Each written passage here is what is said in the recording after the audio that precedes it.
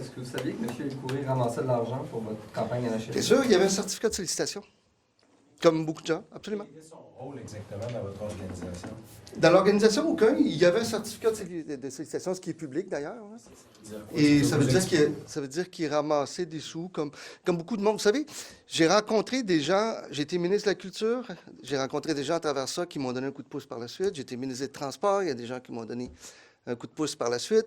J'ai rencontré des gens en politique qui m'ont donné aussi un coup de pouce par la suite. Donc, ça fait partie de ça. Dans votre course?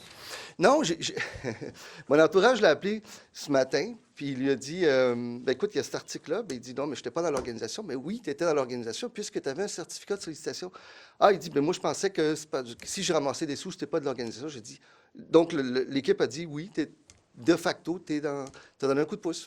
Les gens s'intéressent à une conversation. Il n'y a pas de matière au DGEQ de s'intéresser à cette question-là, selon vous? Bien, il y avait comme plusieurs personnes un certificat de sollicitation. Tout. Non, non, mais Matière dans tout cette ce qu'il y a. histoire-là, est-ce que le DGEQ s'intéresse à ça?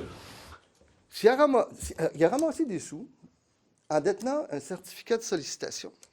Tout ce qui a été ramassé est remis au DGEQ. L'argent va au DGEQ. Les rapports sont publics de la part du DGEQ. Donc, moi, je veux dire, je vois rien de nouveau à l'intérieur de ça. Si quelqu'un détient de l'information, qui la partage. Madame Risky, quand vous a parlé de fling-flang, est-ce qu'elle faisait référence à ça? On m'a jamais parlé de ça. D'ailleurs, j'ai demandé qu'on appelle aussi Mme Hintz par rapport à ça. Et Mme Hintz a dit à mon équipe ce matin que Mme Risky ne lui a jamais parlé de la conversation avec attendez une seconde. Elle dit clairement que jamais Mme Risky, et c'est pour ça que je veux parler à Marois, là.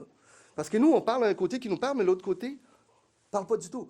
Alors, on a demandé, est-ce que Marois a parlé ou a fait référence à une conversation avec Faisal ou quoi que ce soit? Elle a dit jamais, jamais, jamais. C'est pour ça qu'il est important que Marois, et je lui relance l'appel, qu'elle vienne parler à son chef. Pourquoi M. El-Khoury ce matin? Moi, je n'ai pas parlé à M. El-Khoury. Mais l'entourage, votre entourage, qu'est-ce qu'il vous a dit en lien avec la conversation qu'il aurait eue avec Marois Risky?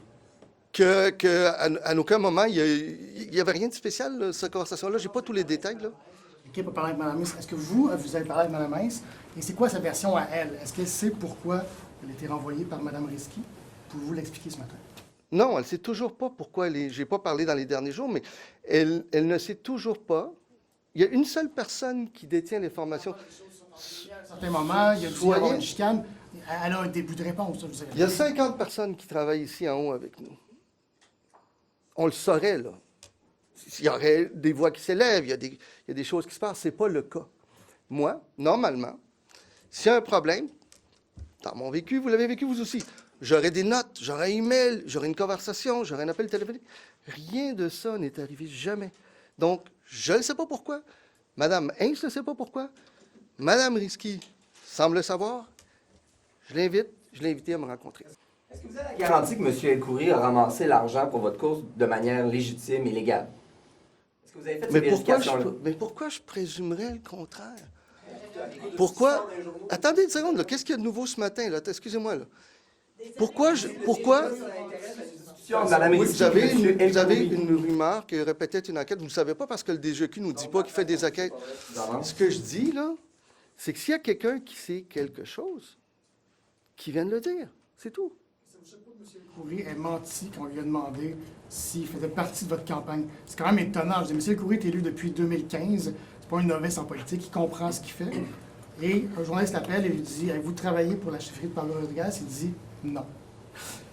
Selon la conversation qu'il y a eue ce matin, ce qu'on m'a relaté, c'est que lui, dans sa tête, comme il ne faisait pas partie de l'organisation, il a dit, je ne fais pas partie de l'organisation. Et on lui a rappelé, oui, mais tu as un certificat, donc tu faisais partie de l'équipe. Vous avez parlé de transparence, M. Rodriguez. Oui. Est-ce que vous êtes prêt à rendre transparent le rôle de Faisal El-Khoury dans votre course à la chefferie, le nombre de dons, le nombre de donateurs, l'argent qui a été donné? Mais je pense que tout ça est public, là, au DGEQ. Là. Moi, on n'a rien à cacher. Au courant de l'enquête du DGEQ?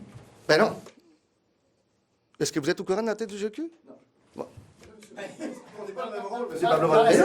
Mais attendez une seconde. Là. Le DGEQ ne nous dit pas « je fais une enquête ». Là. Il faut bien que vous rendiez. Ben, moi, jamais personne ne nous a contactés. Jamais. Dans la séquence, M. Rodriguez, dans les textos qui ont été publiés par le Journal de Montréal, on parle de M. El-Khoury. On On parle du nom de Faisal est mentionné. Là, aujourd'hui, il y a ce qui sort aujourd'hui.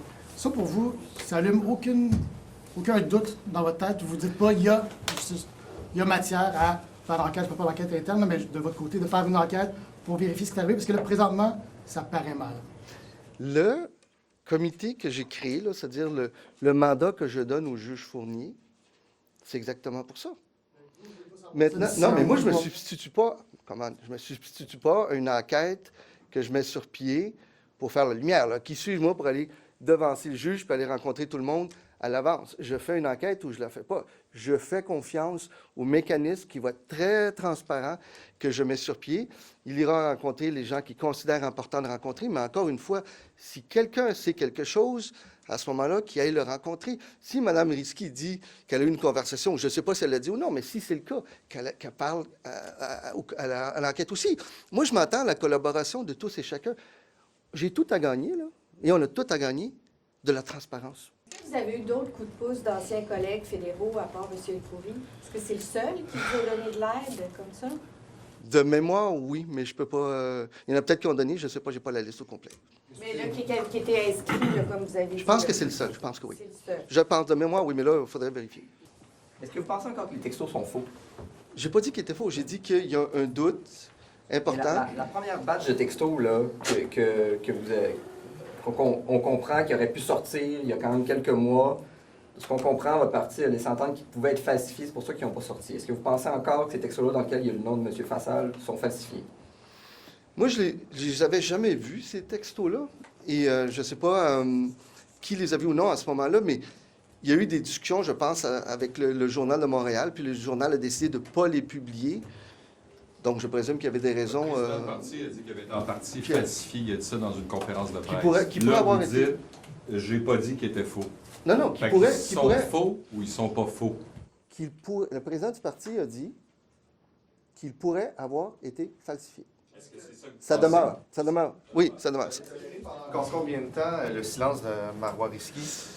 Bien, ça, c'est des choses que je vais gérer à l'interne avec elle. Elle sait que je souhaite la rencontrer.